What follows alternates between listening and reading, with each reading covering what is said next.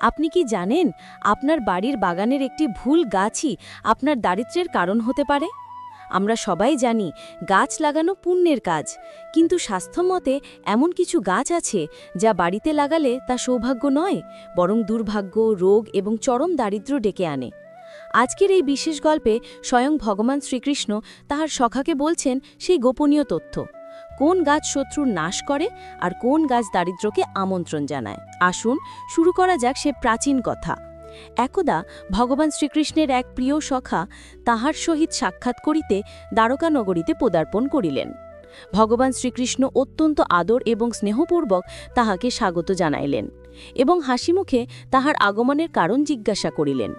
তখন সখা বলিলেন, হে কেশব, আপনি তো সর্বজ্ঞ, সবই জানেন, তবুও আজ আমি আপনার কাছে ইও জানতে এসেছি যে মানুষের কোন কোন বৃক্ষ রোপণ করা উচিত, কোন বৃক্ষ ভবনের সামনে লাগানোর যোগ্য, এই বৃক্ষগুলি লাগালে দারিদ্র্য দূর হয়, এবং কোন বৃক্ষ শত্রু, রোগ, ভয়, ভূত, পিশাচের মতো সংকট থেকে রক্ষা করে।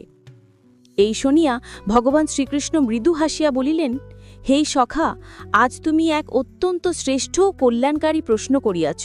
এই প্রশ্ন কেবল তোমারই নহে, সমস্ত মানবজাতির কল্যাণের সহিত জড়িত। এই সংসারে বৃক্ষের অবদান অতুলনীয়।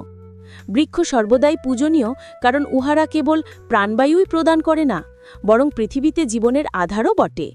কিন্তু আজ তুমি ভবনের সীমার মধ্যে বৃক্ষরোপণের বিষয়ে যে প্রশ্ন করিয়াছ, তাহা অত্যন্ত গভীর এবং শুভ ফলদায়ক।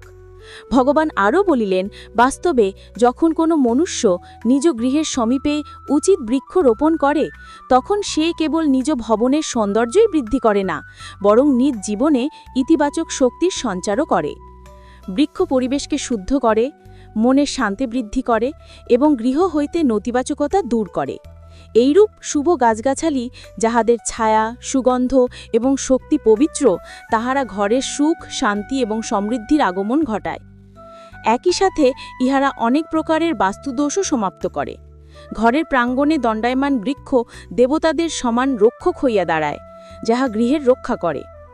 অতঃপর শ্রীকৃষ্ণ বলিলেন, হে মিত্র, এক্ষণে আমি তোমাকে বলিব যে কোন গাছ ঘরের কাছে লাগানো উচিত এবং কোন গাছ এড়ানো উচিত। কিন্তু তাহার পূর্বে আমি তোমাকে এক প্রাচীন কথা শুনাইতেছি।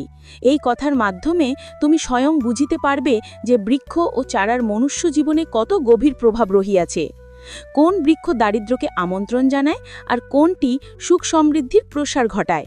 যে কোনো ব্যক্তি এই কথা শ্রবণ করে, তাহার শত শত পাপ নষ্ট হইয়া যায় এবং তাহার জীবন হইতে দারিদ্র্য চিরতরে দূর হয়।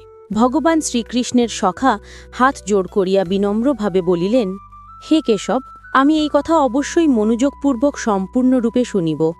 কৃপা করিয়া আমাকে সেই কথা শোনান, যাহাতে আমি এবং সকল মানুষ বুঝিতে পারে যে বৃক্ষের গৃহের সমীপে কি প্রভাব পড়ে। ভগবান শ্রীকৃষ্ণ হাসিমুখে বলিলেন, হে সখা, শোনো। পূর্বকালের কথা। মধ্যদেশে এক অত্যন্ত শোভায়মান নগরী ছিল। সেই নগরীতে ধনেশ্বর নামক এক বৈশ্য নিজ পরিবারের সহিত বাস করিত। ধনেশ্বর ধনবান ছিল, কিন্তু তাহার চেয়েও অধিক সে ঈশ্বর ভক্ত ছিল।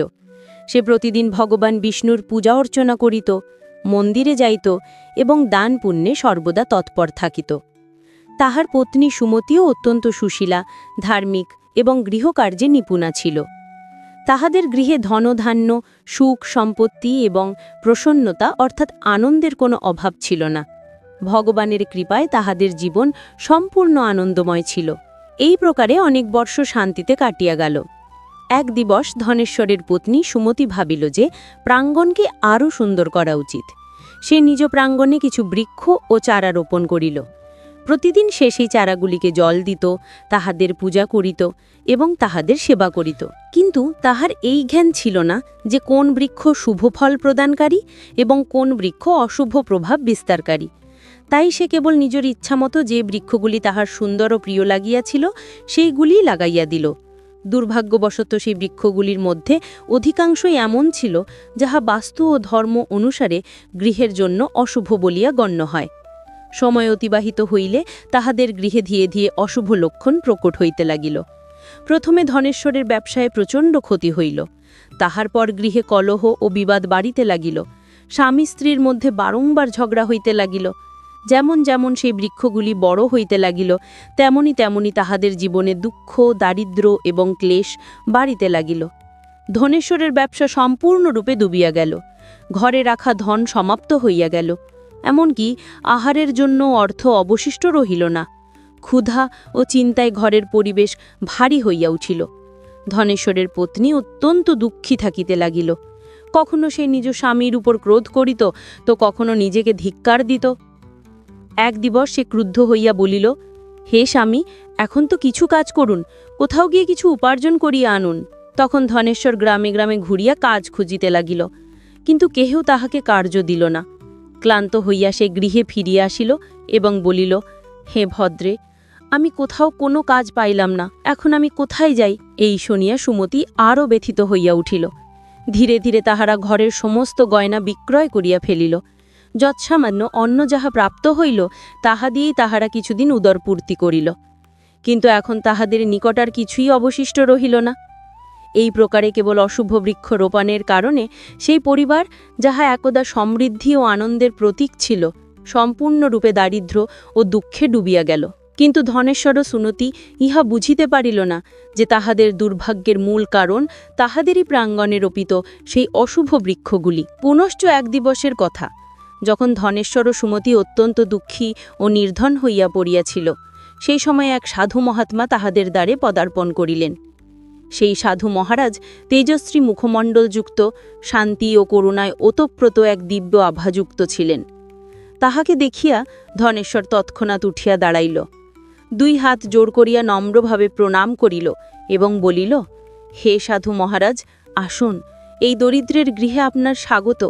কৃপা করিয়া বলুন, আমি আপনার কি প্রকারে সেবা করিতে পারি? সাধু মহারাজ শান্তস্বরে বলিলেন, হে মহাশয়, আমি বেশ কিছুদিন যাবৎ তীর্থযাত্রায় আছি। নিরন্তর ভ্রমণ করিয়া অত্যন্ত ক্লান্ত হইয়া পড়িয়াছি, তাই বিশ্রামের জন্য কোনো স্থান খুঁজিতেছিলাম। যদি তোমার কোনো আপত্তি না থাকে, তবে আমাকে তোমার গৃহে কিছু সময় থাকিতে দাও। আমি বেশ কিছুদিন যাবৎ ক্ষুধার্থও আছি। যদি সামান্য ভোজন মিলিবে, তবে পরম কৃপা হইবে। সাধুর এমন বিনম্র ও করুণ বচন শুনিয়া ধনেশ্বরের নেত্রে শ্রদ্ধা ছলকাইয়া উঠিল। সে বলিল, হে সাধু মহাত্মা, আপনি অবশ্যই কোনো মহান পুণ্যাত্মা। আপনার মুখমণ্ডল হইতে দিব্য তেজ প্রকট হইতেছে। আপনার চরণ আমার গৃহে পড়িয়াছে, ইহা আমার সৌভাগ্য। আপনার সেবা করা আমার জন্য পরম আনন্দের বিষয়। কৃপা করিয়া ভিতরে আসুন। সাধু মহারাজ হাসিলেন এবং গৃহের ভিতরে চলিয়া গেলেন। তিনি প্রাঙ্গণের এক কোণে আসন গ্রহণ করিলেন এবং বিশ্রাম করিতে লাগিলেন। ধনেশ্বর অত্যন্ত আদরের সহিত তাহার চরণ ধৌত করিল, তাহাকে জল দিল এবং নম্রভাবে তাহার সেবায় লাগিয়া পড়িল। কিন্তু তাহার নিকট অন্যের একটি দানাও ছিল না। কিছুক্ষণ পর সে নিজ পত্নীকে বলিল, হে প্রিয়ে, আজ আমাদের গৃহে সাধু মহাত্মা পদার্পণ করিয়াছেন। তাহাকে অত্যন্ত পুণ্যবান বলিয়া প্রতীত হইতেছে। তাহার সেবা করা আমাদের জীবনের সবচেয়ে বড় সুযোগ। আমাদিকে যে কোনো প্রকারে তাহার ভোজনের ব্যবস্থা করিতেই হইবে। আমি গ্রামে গিয়া কাহারও নিকট হইতে সামান্য কিছু ধন চাহিয়া আনি। এই বলিয়া ধনেশ্বর গৃহ হইতে বাহির হইয়া পড়িল। সে গ্রামের এক ধনাঢ্য শেঠের নিকট গেল এবং বিনম্র স্বরে বলিল, হে শেঠজি, কৃপা করিয়া আমাকে সামান্য কিছু রাশি ধার দিন। আমার গৃহে এক সাধু মহাত্মা আসিয়াছেন, আমি তাহার সেবা করিতে চাই। শেঠ কঠোরতার সহিত উত্তর দিল, ধনেশ্বর, তোর কাছে তো ফুটি করিও অবশিষ্ট নাই, তুই আমার ধন কি করিয়া ফিরাইয়া দিবি? ধনেশ্বর বলিল, শেঠজি, আমার উপর দয়া করুন। আমি প্রতিজ্ঞা করিতেছি শীঘ্রই আপনার ধন ফেরাইয়া দিব। যদি আমি শোধ করিতে না পারি, তবে আপনি আমার গৃহ লইয়া লইবেন। শেঠ কিছুক্ষণ বিচারে পড়িল, তাহার কঠোরতা সামান্য গলিল এবং সে বলিল, আচ্ছা, যদি তুই প্রতিজ্ঞা করিস, তবে এই ধন লইয়া যা, কিন্তু যদি ফিরাইয়া না দিস, তবে তোর গৃহ আমার হইবে। ধনেশ্বর দৃঢ়স্বরে বলিল, হে শেঠ, আমি প্রতিজ্ঞা দিতেছি। অতঃপর সে শেঠের নিকট হইতে কিছু ধন লইল এবং বাজারে গেল। তথা হইতে দুগ্ধ, চাউল, শাকসবজি, আটা এবং শর্করা ইত্যাদি আবশ্যক বস্তু ক্রয় করিয়া গৃহে ফিরিল। সে প্রসন্ন হইয়া নিজ পত্নীকে বলিল, হে প্রিয়ে, এখন তুমি সেই সাধু মহাত্মার জন্য প্রেমপূর্বক ভোজন প্রস্তুত করো। সুমতি তৎপরতার সহিত রন্ধন করিল। শীঘ্রই সুস্বাদু ভোজন প্রস্তুত করিয়া সে থালায় পরিবেশন করিল এবং অত্যন্ত বিনম্রভাবে সাধু মহারাজের সম্মুখে রাখিল। সাধু প্রেমপূর্বক ভোজন গ্রহণ করিলেন। তাহার নেত্রে করুণা ও সন্তোষ ঝলকাইতেছিল। ভোজন সমাপ্ত হইবার পর যখন সেই সাধু মহাত্মা ধনেশ্বরের গৃহ হইতে প্রস্থান করিতে লাগিলেন, তখন তিনি প্রেমপূর্বক বলিলেন, হে বৈশ্য, আমি তোমার ভক্তি, সেবা এবং আদর সৎকার দ্বারা অত্যন্ত প্রসন্ন হইয়াছি। তোমার অন্তরে যে সোচ্চাই ও শ্রদ্ধা রইয়াছে তাহা দুর্লভ, তাই আমি তোমাকে আশীর্বাদ দিতেছি। তোমার যাহা কিছু কামনা আছে নিঃসংকোচে আমাকে বলো, আমি তাহা অবশ্যই পূর্ণ করিব। ধনেশ্বর অত্যন্ত বিনম্র হইয়া বলিল, হে মহাত্মা, আপনার আশীর্বাদই আমাদের জন্য সর্বাপেক্ষা বড় বরদান। কিন্তু একটি কথা আমার হৃদয়কে সর্বদা কষ্ট দেয়। আমি সর্বদা ভগবান বিষ্ণুর ভক্তি করিয়াছি, সত্যের মার্গ অবলম্বন করিয়াছি, কাহারও অপকার করি নাই, তবু আমাকে দারিদ্র ও দুঃখের জীবন কেন ভোগ করিতে হইতেছে? কৃপা করিয়া বলুন, ইহা কোন পাপ যাহার কারণে আমাদের জীবনে এত কষ্ট আসিয়াছে? এবং হে প্রভু, এই দারিদ্র হইতে মুক্তির উপায় কি? সাধু মহারাজ শান্ত দৃষ্টিতে তাহার দিকে দেখিলেন এবং বলিলেন, বৎস ধনেশ্বর, যখন আমি তোমার দ্বারে পৌঁছাইয়াছিলাম তখনই আমি জানিতে পারিয়াছিলাম যে তোমার জীবনে ঘোর দারিদ্র কেন আসিয়াছে। তোমার হৃদয় তো শুদ্ধ, কিন্তু তোমার গৃহের আশেপাশে যেই পরিবেশ তাহাতে দোষ উৎপন্ন হইয়াছে। তোমার গৃহের প্রাঙ্গণে এবং সীমার নিকটে যেই বৃক্ষসমূহ রোপিত হইয়াছে তাহাই তোমার দারিদ্র ও সংকটের মূল কারণ। তোমার পত্নী অজ্ঞানবশত এমন কিছু বৃক্ষ রোপণ করিয়াছে যাহা বাস্তু ও ধর্ম অনুসারে অত্যন্ত অশুভ বলিয়া গণ্য হয়। এই বৃক্ষগুলির ছায়ায় তোমার গৃহের লক্ষ্মী রুষ্ট হইয়া গিয়াছেন। এই জন্য প্রথমে এই বৃক্ষগুলিকে সরাইয়া দাও এবং তাহাদের স্থানে শুভ বৃক্ষ রোপণ করো। ধনেশ্বর অত্যন্ত বিনম্রভাবে বলিল, হে মহাত্মা, আপনি সাক্ষাৎ জ্ঞানের সাগর, কৃপা করিয়া আমাকে বিস্তারপূর্বক বলুন যে কোন বৃক্ষ গৃহের সমীপে রোপণযোগ্য, যাহাতে আমাদের জীবনে পুনরায় সুখ, শান্তি ও সমৃদ্ধি ফিরিয়া আসিতে পারে, এবং কোন বৃক্ষ আমাদিকে কখনো রোপণ করা উচিত নহে।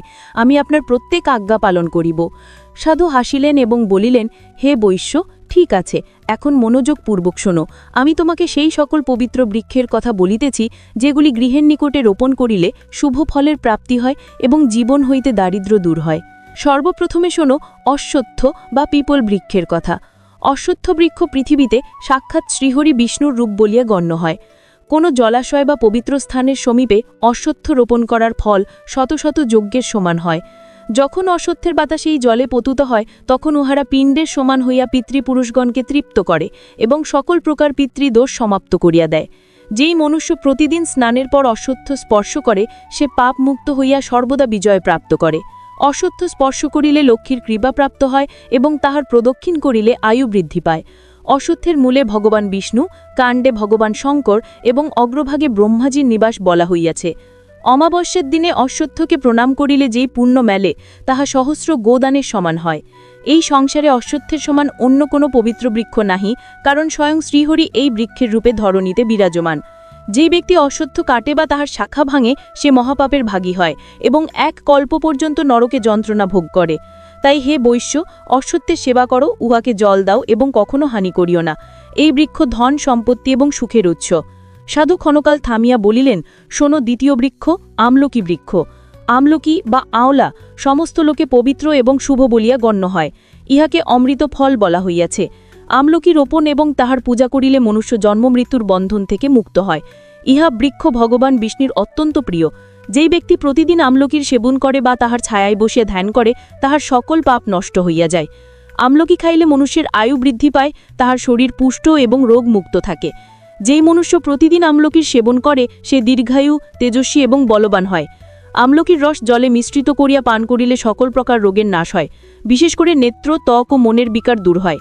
যদি কোনো ব্যক্তি আমলকির জল স্নানে মিশ্রিত করিয়া স্নান করে তবে তার জীবন হইতে দারিদ্র, ক্লেশ ও দুর্ভাগ্য দূর হইয়া যায় এবং সে সকল প্রকার ঐশ্বর্য, সৌভাগ্যের অধিকারী হয়। যেই গৃহে আমলকি বৃক্ষ সর্বদা বিদ্যমান থাকে তথায় সাক্ষাৎ দৈত্য, রাক্ষস এবং নেতিবাচক শক্তিসমূহ কখনো প্রবেশ করিতে পারে না। একাদশীর দিনে যদি আমলকির দর্শন বা সেবন করা যায় তবে মনুষ্য সেই পুণ্য প্রাপ্ত করে যাহা সমস্ত তীর্থস্নানের চেয়ে অধিক। নিজকে এসে আমলকির প্রয়োগকারী মনুষ্য দীর্ঘায়ু হয় এবং তাকে মৃত্যুর পর পুনরায় এই নশ্বর লোকে জন্মগ্রহণ করিতে হয় না। যেই গৃহের দ্বারে বা প্রাঙ্গলের নিকটে আমলকি বৃক্ষ থাকে তথায় সাক্ষাৎ শ্রী লক্ষ্মীনারায়ণের নিবাস মানা হয়, কারণ সেই স্থান পবিত্র, সমৃদ্ধ এবং শান্তিতে পূর্ণ থাকে। এখন শোনো, সাধু বলিতে লাগিলেন, তৃতীয় শুভ বৃক্ষ হইল অশোক বৃক্ষ। ইহার নামেই শোকের নাশ নিহিত আছে। অশোক বৃক্ষে অপ্সরাগণের নিবাস বলা হইয়াছে। এই বৃক্ষ শোক, নিরাশা এবং দুঃখ নষ্টকারী। যে গৃহের নিকটে অশোক বৃক্ষ থাকে তথায় সর্বদা সুখ, শান্তি এবং সৌন্দর্য বজায় থাকে। এই বৃক্ষ মনকে শীতলতা এবং হৃদয়কে প্রসন্নতা প্রদান করে। দেবী লক্ষ্মীর নিকট নিমের পাতা অত্যন্ত প্রিয়, তাই তিনি এমন গৃহে নিবাস করেন যেখানে নিম বৃক্ষ আরোগ্য প্রদানকারী। নিমের নিচে তুলসী চারা রোপণ করিলে সেই স্থান দেবালয়ের সমান পবিত্র হইয়া যায়।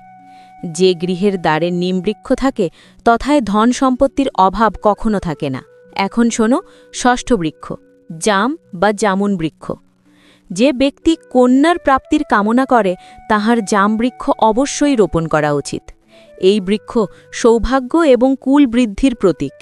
যে গৃহের সমীপে জামবৃক্ষ থাকে সেই গৃহে কন্যা জন্মগ্রহণ করে, যে কুলের গৌরব বৃদ্ধি করে এবং গৃহে সৌভাগ্য, প্রেম ও সুখের বিস্তার ঘটায়। সপ্তম বৃক্ষ হইল বেলবৃক্ষ। এই বৃক্ষ স্বয়ং ভগবান শঙ্করের প্রতীক। বেলের 3টি পত্র ত্রিদেব, ব্রহ্মা, বিষ্ণু এবং মহেশের স্বরূপ বলিয়া গণ্য হয়। বেলবৃক্ষে ভগবান শিবের নিবাস এবং গোলাপের চারাতে দেবী পার্বতীর। তাই যদি কোনো ব্যক্তি বেলবৃক্ষের পাশে গোলাপের চারা লাগায় তবে সে শিব পার্বতী উভয়েরই আশীর্বাদ প্রাপ্ত হয়। এমন গৃহে কখনো দুঃখ, দারিদ্র্য বা রোগের নিবাস হয় না। তথায় অকাল মৃত্যু হয় না, না কোনো স্ত্রী বিধবা হয়। অষ্টম বৃক্ষ নারিকেল গাছ। নারিকেল গাছ অত্যন্ত শুভ এবং পবিত্র বলিয়া গণ্য হয়। ইহা দেবতাদের প্রিয় বৃক্ষ এবং কোনো ধার্মিক অনুষ্ঠানে ইহা ব্যতীত পূজা সম্পূর্ণ বলিয়া গণ্য হয় না। গৃহের প্রাঙ্গণে নারিকেল বৃক্ষ থাকিলে গৃহে সর্বদা শুভতা, মঙ্গল এবং উন্নতি বজায় থাকে। এমন গৃহ সমাজে সম্মান প্রাপ্ত করে, তাহার সদস্যদের প্রতিষ্ঠা বৃদ্ধি পায় এবং তথায় সর্বদা সৌভাগ্যের বাস হয়। বলা হয় যে যে গৃহের সমীপে নারকেল বৃক্ষ থাকে তথায় দারিদ্র্য এবং রোগ টিকিতে পারে না। নারিকেল ফল স্বয়ং সত্য এবং পবিত্রতার প্রতীক। সুন্দর পত্নীর কামনাকরণে বালা ব্যক্তি যদি নিজ গৃহের নিকটে ডালিম বা আনার বৃক্ষ রোপণ করে তবে সে সুশীলা, ধর্মনিষ্ঠা এবং সৌভাগ্যশালিনী পত্নী প্রাপ্ত করে। ডালিম বৃক্ষ বৈবাহিক সুখ এবং সৌন্দর্যের প্রতীক। ইহার ফল লাল রত্নের সমান বলিয়া গণ্য হয়, যাহা প্রেম, সমৃদ্ধি এবং পারিবারিক সৌহার্দ্যের সংকেত দেয়। পলাশ বৃক্ষ ব্রহ্ম তেজ প্রদানকারী বলিয়া গণ্য হয়। ইহা যজ্ঞে দেবতাদের অর্পণের হেতু সবচেয়ে পবিত্র বৃক্ষ। ইহার রোপণে গৃহে বিদ্যা, তেজ এবং আধ্যাত্মিক শক্তির সঞ্চার হয়। পলাশ বৃক্ষ রোপণ ব্রহ্মজ্ঞান এবং যশের প্রাপ্তির সাধন। বংশবৃদ্ধি এবং সন্তান প্রাপ্তির কামনাকরণে বলা ব্যক্তি তাহার অঙ্কুল বৃক্ষ রোপণ করা উচিত। এই বৃক্ষ সন্তান সুখ প্রদানকারী এবং কুল বৃদ্ধির প্রতীক। ইহার ছায়ায় সন্তানের পালন শুভ বলিয়া গণ্য হয়। এই বৃক্ষ থেকে কুলের নতুন প্রজন্মের বিকাশ হয়। যদি কোনো মনুষ্য কোনো ভয়ঙ্কর ব্যাধিতে পীড়িত থাকে তবে তাহাকে ক্ষয়ের বৃক্ষ অবশ্যই রোপণ করা উচিত। এই বৃক্ষ রোগনাশক এবং আরোগ্যদায়ক। ইহার সমীপে বায়ু শুদ্ধ থাকে এবং ইহা শরীরে বল তথা রোগ প্রতিরোধক শক্তি বৃদ্ধি করে। ক্ষয়ের বৃক্ষ রোপণ করিলে বড় বড় রোগের নাশ হয় এবং দীর্ঘায়ু প্রাপ্ত হয়। মোগরা বা বেলফুল চারায় গন্ধর্বগণের নিবাস মানা হয়। এই চারা সুগন্ধ, কলা এবং সৌন্দর্যের প্রতীক। যে ব্যক্তি সঙ্গীত, নৃত্য, চিত্রকলা বা যে কোনো কলাক্ষেত্রের সহিত জড়িত তাহার এই চারা নিজ গৃহের নিকটে অবশ্যই রোপণ করা উচিত। ইহাতে কার্যে সফলতা এবং প্রসিদ্ধি প্রাপ্ত হয়। মোগরার সুগন্ধ পরিবেশকে পবিত্র এবং আকর্ষণীয় বানায়। যদি কোনো মনুষ্যকে চোর বা লুণ্ঠনকারীর ভয়ে পীড়িত করে তবে তাহাকে বাঁশ বৃক্ষ নিজ গৃহের নিকটে রোপণ করা উচিত। এই বৃক্ষ রক্ষকের সমান কার্য করে, চোরদিগকে ভীত করে এবং গৃহের সুরক্ষা করে। ইহার রোপণে শত্রু দূরে থাকে এবং গৃহে স্থিরতা বজায় থাকে। চন্দন এবং কাঁঠাল অর্থাৎ কটহল বৃক্ষ উভয়ই পুণ্য এবং লক্ষ্মী প্রদানকারী। চন্দন বৃক্ষ শান্তি, ভক্তি এবং পবিত্রতার প্রতীক, যখন কাঁঠাল বৃক্ষ সমৃদ্ধি এবং সন্তোষ প্রদান করে। এই দুইটি বৃক্ষ গৃহে থাকিলে দুঃখ, দারিদ্র্য এবং ভয় সমাপ্ত হইয়া যায়। গৃহের উত্তর দিশায় যদি পাম, তার পাম অর্থাৎ তাল পাম বা কনক চাপার চারা রোপণ করা যায় তবে গৃহে ধনসম্পত্তি এবং বৈভবের বৃদ্ধি হয়। এই চারাগুলি বাস্তু অনুসারে ধনের আগমনের প্রতীক এবং ব্যবসায় সফলতা আনয়ন করে। কদলী অর্থাৎ কেলা বৃক্ষ অত্যন্ত শুভ বলিয়া গণ্য হয়। ইহার প্রত্যেক ভাগে দেবী দেবতাদের বাস বলা হইয়াছে। কদলী বৃক্ষে স্বয়ং ভগবান বিষ্ণুর নিবাস হয়, এই জন্য পূজা অর্চনায় ইহার বিশেষ স্থান রহিয়াছে। গৃহের প্রাঙ্গণে বা মন্দিরের নিকটে কদলী রোপণ করিলে গৃহে সুখ, সমৃদ্ধি, আরোগ্য এবং ধনের কখনো অভাব থাকে না। বৃহস্পতিবার দিনে কদলী বৃক্ষের পূজা করিলে বৃহস্পতি দেব প্রসন্ন হন এবং পরিবারে স্থির লক্ষ্মীর নিবাস হয়। হরশৃঙ্গার অর্থাৎ পারিজাত চারাও অত্যন্ত দিব্য এবং পবিত্র। ইহার উৎপত্তি সমুদ্র মন্থনের সময় হইয়াছিল এবং সেই সমুদ্র মন্থন হইতেই মা লক্ষ্মীও প্রকট হইয়াছিলেন। এই জন্য পারিজাতের সোজা সম্বন্ধ লক্ষ্মী কৃপার সহিত। যে ব্যক্তি নিজ গৃহের প্রাঙ্গণে পারিজাত চারা রোপণ করে সে মহালক্ষ্মীর বিশেষ কৃপাপ্রাপ্ত হয়।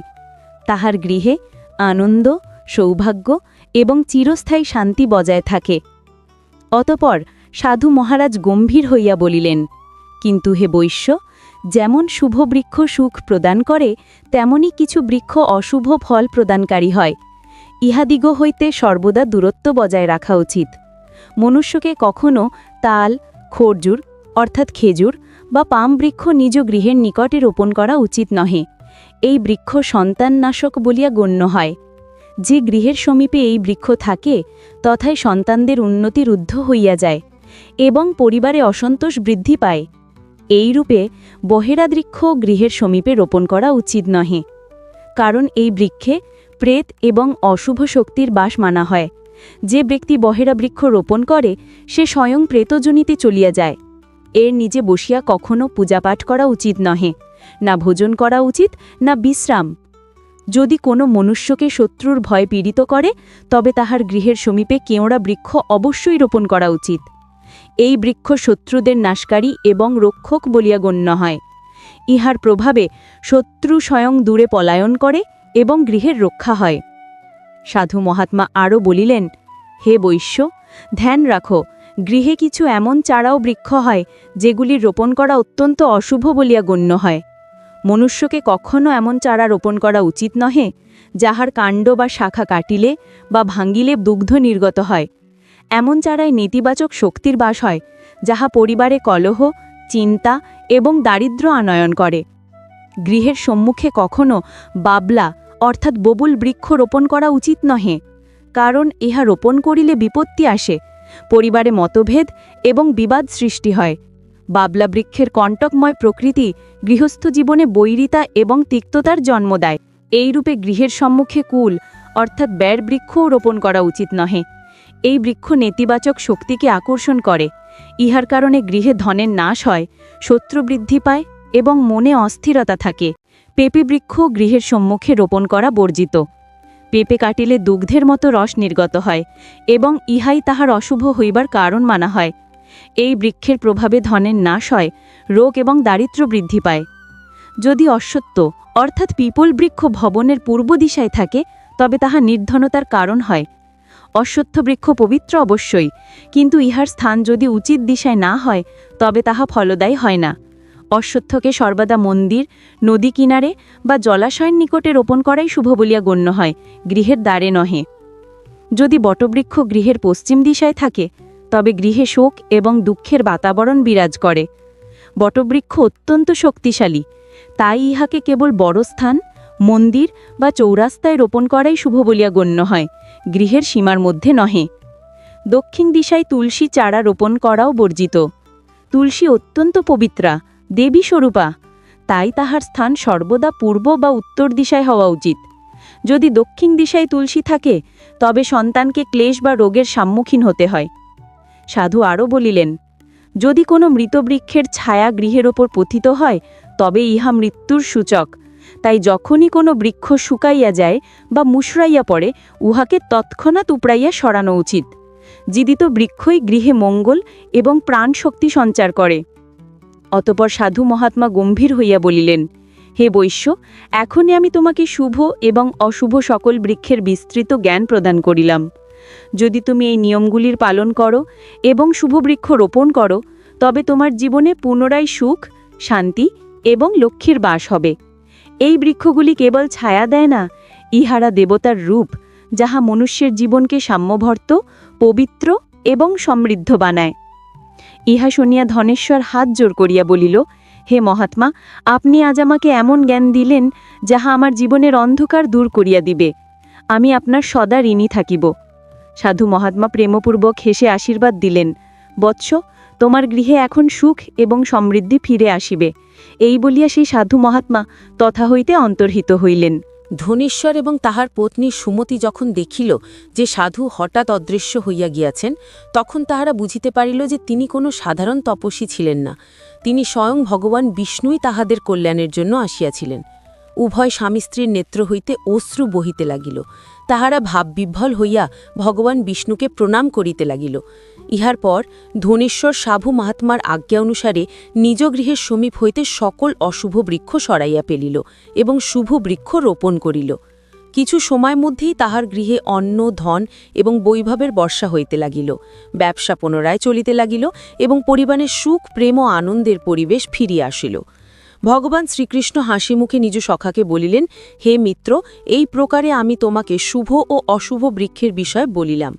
যদি মনুষ্য নিয়মগুলির পালন করে তবে তাহার গৃহে সর্বদা লক্ষ্মী নিবাস করেন এবং জীবনে কখনো দারিদ্র্য আসে না।